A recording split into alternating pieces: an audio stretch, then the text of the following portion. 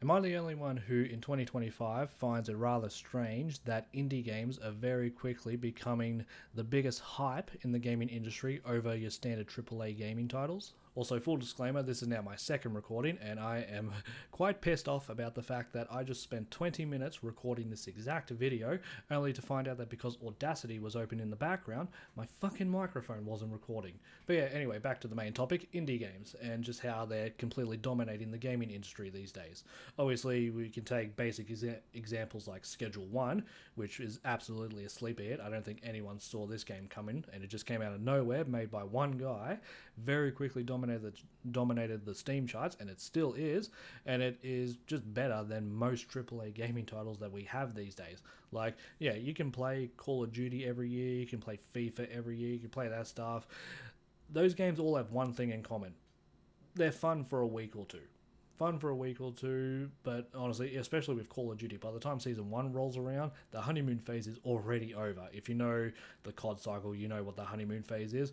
But in all honesty, by the time Season 1 comes around, the honeymoon phase is already over, and you're already waiting for the next Call of Duty title, which should very well be a sign that these games just aren't as good as they should be. But yeah, then you look at games like Schedule 1, made by one guy named Tyler.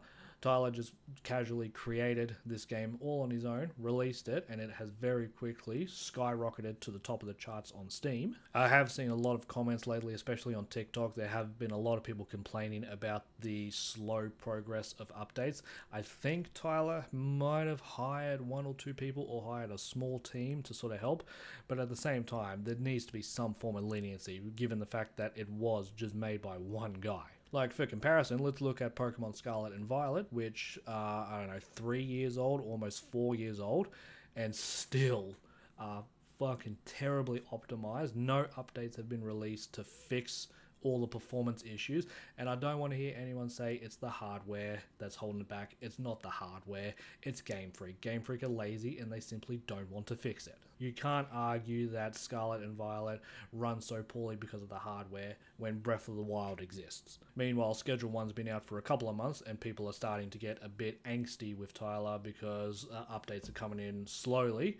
Seriously, have some leniency. He's one guy. He's trying, alright? But yeah, Schedule 1 is just one example of an indie game that is better than 95% of AAA games that we get these days.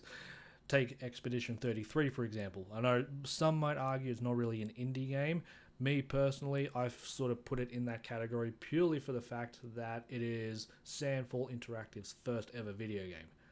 It's their first game, and it is better than most AAA gaming titles these days, coming from reputable companies with billions and billions of dollars to their names. The problem with AAA gaming titles for quite a few years now has been simply that, as far as the developers themselves and the publishers have been concerned, there's no competition. There's no need to innovate, there's no need to try, just release the game however it is. If it, like, as long as it boots to the main menu, perfect. Release it. If the fans complain and raise their voices enough, maybe they'll release a couple of patches to fix it, but only if it really gets out of hand. If it's just one or two complaints here or there, there's a solid chance that that game is just going to continue running like shit for the inevitable future. Meanwhile, indie games get released, they cost a mere fraction of a AAA title, and every time someone notices a bug or a glitch, the developer will acknowledge said bug or glitch and do their best to get it fixed as soon as possible. So yeah, as far as I'm concerned, I'm starting to feel like indie games are very quickly becoming far more relevant than they ever have been, and to a certain extent they're starting to become far more popular and far more relevant than AAA gaming titles are becoming. Which, right now, your average AAA gaming company like Activision or EA probably is going to sit there and act like they don't care. But if these indie games continue to dominate the charts and people start actually using their senses and, giving those games a chance instead of just spending $80 a year on your average yearly slop that's the exact same as the last game you played a year ago, these AAA gaming companies might actually start innovating. They might start doing things that we've wanted them to do for years, but they've simply refused to do because, as far as we're concerned, there's no need to. There's been no competition. There's been no need to. They're making money. They're making the bank. Just keep doing it.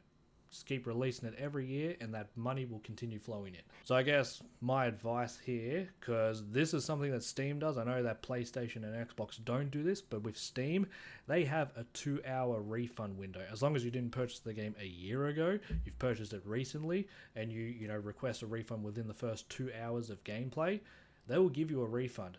And indie games are relatively cheap these days, especially compared to AAA games. So if you see an indie game and you're a bit, concerned about it, you're not sure if it seems like your type of game, first off, YouTube is great. It's certainly helpful to watch some gameplay to find out if you think it might be good for you, this particular game. Even if you can't find gameplay, if the game costs $10, why not just purchase it? And if it really is that bad that you simply can't stand playing it, Steam will give you a refund. Not like PlayStation and Xbox, where PlayStation will only give you demos on a few select games if you purchase the highest tier of their PlayStation Plus subscription. And even then, they have it in their terms and conditions that the moment you click the download button and you start downloading that game to your console, you now forfeit the right to a refund. Even if it's the worst fucking game imaginable, you will not get a refund. Okay, an argument can be said there given Cyberpunk. Obviously, they were kind of forced to give refunds because of how bad it was. But other than that, they are very strict when it comes to refunds. Unless you have the absolute best excuse in the world to get a refund, you're not going to get one. So yeah, I think people should consider taking their chances with these indie games, because I can assure you with the thousands and thousands and thousands of games that are on Steam, there are a lot of indie games that have clearly gone unnoticed by the gaming community. Have definitely been overshadowed either by other indie games or by the AAA games that they're essentially sort of doing a better job at. Though at the same time, I think indie developers should really consider some demos. Like Schedule 1, I really don't think Schedule 1 would have been anywhere near as big as it is today if Tyler had not released that free sample, like the little demo, because no one would have known about the game. So yeah, developers need to take their chances more and actually give us, just a slight little demo. Like even if it's just the first 30 minutes of a game so that we can see it, that's enough time for the internet to play a game and absolutely go crazy over it possibly being the next big thing. But we as a community need to also do our part. We need to be more supportive to these indie developers. Obviously, when it's an indie developer, don't use FitGirl repacks or, don't torrent the game. They're not asking for much money, and it's very, very helpful to them when you pay for their game. Not like a AAA gaming company where your purchase of their title is literally a penny compared to the amount of money that they earn.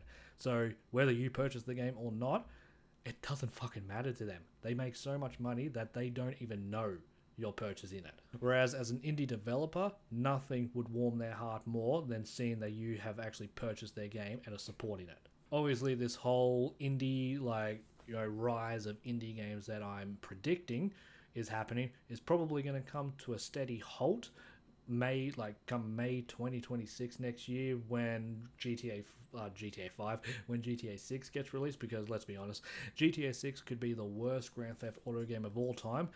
It's still going to win Game of the Year.